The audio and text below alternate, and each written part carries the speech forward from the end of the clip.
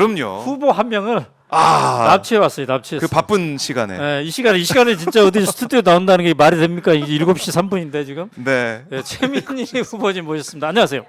아유 반갑습니다. 고생 많으셨습니다. 예. 근데 거기 남양주는 나왔습니까? 출구조사 결과가? 예, 나왔습니다. 나왔어요? 예. 예. 우리 지금 저작권 때문에 아, 정작 우리는 7시 이후에만 지금 얘기를 할 수가 있는데 저는 얘기할 수 아니 이제 7시 넘었어요. 7시 넘었습니다. 이제 3분 지났습니다. 야, 아, 네. 진짜. 자, 어떻게 나왔습니까? 남양주 갑을병 있죠. 네. 네. 지금 갑인가? 저는 갑입니다. 갑이죠, 갑. 어떻게 나왔어요? 제가 53.6 네. 그리고 상대방이 33.3. 33.3. 네. 그리고 야. 여기는 사실 조응천 의원이 네. 출마해서 네. 처음에 되게 관심 지역이고 격전지라고 했습니다. 근데 조응천 의원이 많이 얻었어요. 13% 내외. 그 많이 얻은 거예요? 근데 보니까 홍영표 후보나 다른 네. 후보들은 평소에 10% 이상 얻다가도 네. 실제로는 훨씬 떨어졌는데 그래요. 조응천 후보는 여론조사 결과에서는 8% 9% 10% 그랬는데 13% 넘었으니까 많이 얻은 거죠. 자, 남양주 갑을병 이른바 무슨 남양주 삼남매 개혁 삼남매. 개혁 요정 삼남매. 아, 요정 삼남매? 요정 저못 들어봤던 단어인데. 요정 한 명밖에 없는 것 같은데 왜 요정 삼남매야? 그냥 네. 개혁 요정. 요정 삼남매.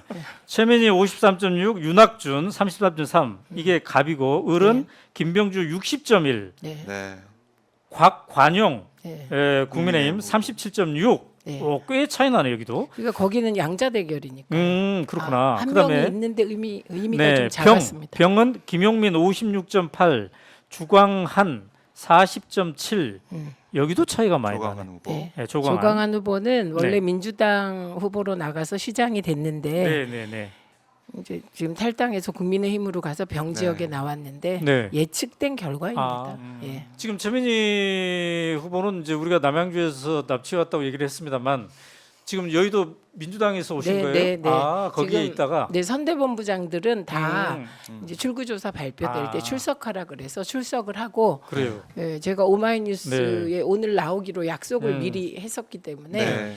이제 그래요. 달려왔죠. 잘 자, 오셨습니다. 아까 우리가 이제 화면으로 다 봤어요. 네, 그 네. 조사 발표 순간 네. 이제 그 현장에 직접 계셨으니까 네.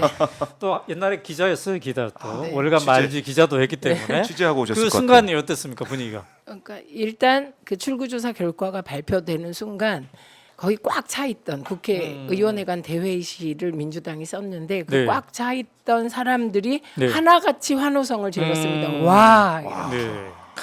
네, 그래서 그러니까 우리가 기자로서도 그렇고 또 한 개인으로서도 그렇지만 한 정치인으로서 네.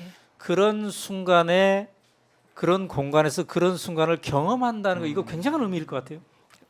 그렇죠. 제 경우는 음, 기자적으로 표현한다면 네. 민주당 개표 상황실은 네, 그 흥분과 격정의 도가니였다. 이렇게 아. 표현을 할 것 같아요. 그래요. 네, 그리고 이것은 사실 그동안에 윤석열 정부가 국회와의 관계에서 저는 가장 큰 문제는 네. 국회 무시. 아, 그 국회 무시의 형태가 음, 소위 180석 이상으로 야권이 네, 법안을 의결해서 보내면 거부권 행사하지 않았습니까? 네, 저는 이 거부권 행사에 대한 국민적 심판이고 그동안에 국회가 냈던 김건희 특검법이라든가 네, 그 노란봉투법 음. 등등 간호사법 같은 네. 이런 법들에 대한 정당성을 실어준 것이다 이렇게 보고 네, 저와 관련해서는 특히 그 야당 추천목에 음, 소위 정무직 인선에 대해서 네, 방송 부분에 대해서 저만 임명 안 한 게 아니에요. 아. 방송통신심의위원들도 임명을 안 했습니다. 네, 그래서 이런 국회 무시, 전횡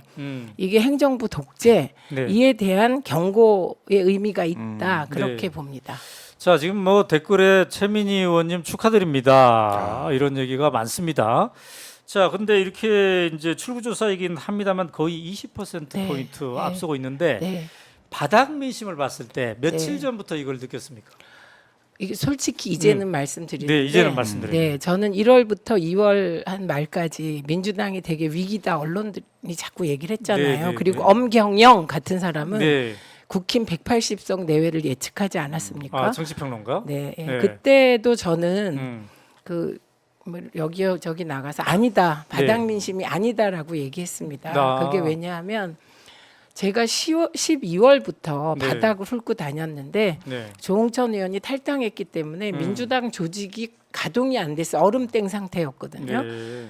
그 마음을 해소시켜 주려면 음. 대체제로 간 제가 정말 열심히 하지 않으면 안 되겠다. 그래서 어떤 날은 새벽 4시부터 어떤 날은 5시부터 밤 10시, 11시까지 네. 진짜 구석구석을 다 돌았어요. 음. 그러니까 저만큼 민심을 이 시기에 잘하는 사람이 없다고 생각해요. 네. 그래서 어떤 순간에도 중앙 언론은 무슨 뭐 민주당이 비명 행사 이런 얘기할 때 제가 계속 얘기한 게 사람들은 공천에 관심이 없다. 네. 그거는 중앙 언론과 음. 국회의원 되고자 하는 사람들의 게임이기 때문에 네. 사람들의 관심은 그게 아니라 민생 파탄이다. 이렇게 계속 얘기를 하고 판단하고 있어서 사실 이재명 대표가 151석만 해달라고 막 그랬을 때 저는 속으로 네. 개항은 좀 다른가?